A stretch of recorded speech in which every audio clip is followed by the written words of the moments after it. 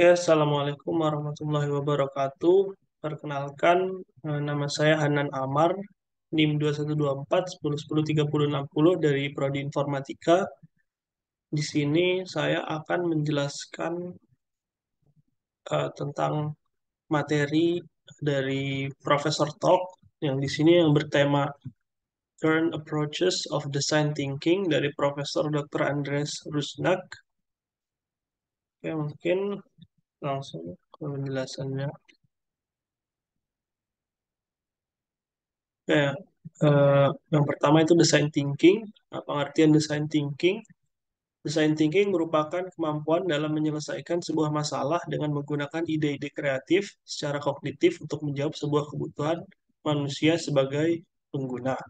Kemudian tujuan design thinking dapat memberi lebih banyak solusi pembelajaran efektif selaras dengan kebutuhan bisnis dan pengembangan kapasitas yang diinginkan perusahaan. Selain itu, design thinking bisa menjadi jembatan untuk menghubungkan antara keperluan bisnis dan pengembangan kapasitas pada saat yang sama dengan baik dan benar. Yang selanjutnya di sini ada manfaat design thinking. Yang pertama itu memudahkan perusahaan memahami kebutuhan calon konsumen, meningkatkan efisiensi proses desain, membantu menciptakan inovasi baru yang berkelanjutan, mengurangi risiko kegagalan produk, menghemat anggaran perusahaan, meningkatkan pendapatan. Nah, di sini dalam design thinking itu ada beberapa tahapan ya. Yang pertama itu ada tahapan discovery. Nah, di dalam tahapan ini kita mengumpulkan data dan mendapatkan inspirasi untuk model bisnis yang baru. Kemudian kita mengartikulasikan sebuah peluang yang jelas dan menarik yang ada di pasar. Jadi kita mencari sebuah peluang, misalnya sesuatu yang lagi tren di dalam pasar. Nah, kita bisa menggunakannya. Kemudian ideation itu membuat sebuah ide berdasarkan hasil dan peluang yang telah diamati. Yang keempat ada experimentation, mencoba mencari kegagalan dan mengevaluasi sampai menemukan sebuah solusi. Nah, jadi kita dalam membuat sebuah produk, kita harus mencoba-coba ya, bereksperimen.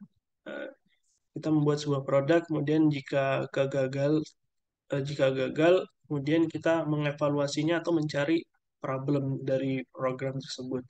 Kemudian yang terakhir evolution. Nah, evolution ini dari experimentation tadi, dari mencoba-coba tadi, kita mendapatkan sebuah kemajuan yang signifikan, kemajuan yang tinggi itu. Atau progres lah, istilahnya ada progres baru dari produk yang kita buat, yang pastinya lebih baik dan lebih bagus dari yang sebelumnya.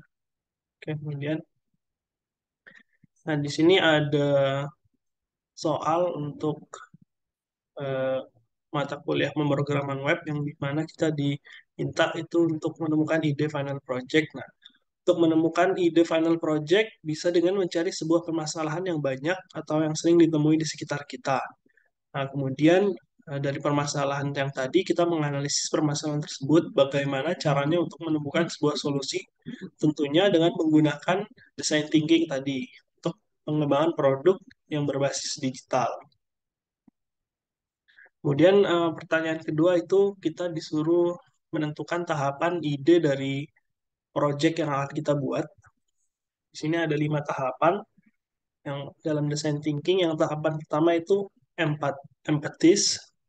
Pada tahap ini kita sebagai developer bisa mencari dan memahami kebutuhan masyarakat sekitar. Jadi kita bisa turun ke lapangan misalnya bertanya-tanya tentang masalah apa yang sering dibutuhkan atau yang sering ditemukan di dalam area tersebut. Kemudian define, pada tahap ini kita mengumpulkan informasi yang telah dibuat sebelumnya dan informasi bisa dianalisis masalah yang dihadapi user. Jadi kita mengumpulkan informasi, kemudian kita analisis apa saja yang bisa kita lakukan untuk tahap selanjutnya. Kemudian ideate, pada tahap ini mendiskusikan solusi dari sebuah masalah dan mencari alternatif untuk menyelesaikannya, seperti melakukan brainstorming, brainwright, dan lain-lain. Kemudian yang keempat ada prototype. dalam tahapan ini kita akan membuat sebuah model, model sederhana, gambaran gitu, sehingga dapat terlihat bagaimana masalah dapat diselesaikan melalui perubahan desain.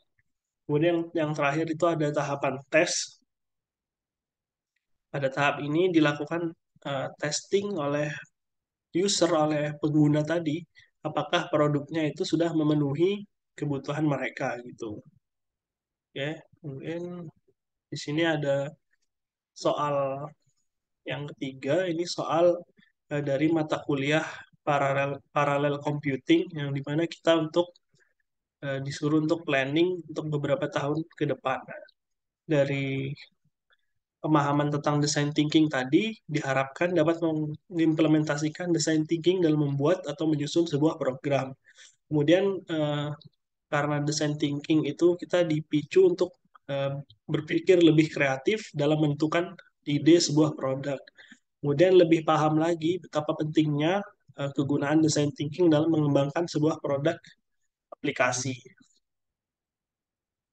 Di sini mungkin ada gambaran dokumentasinya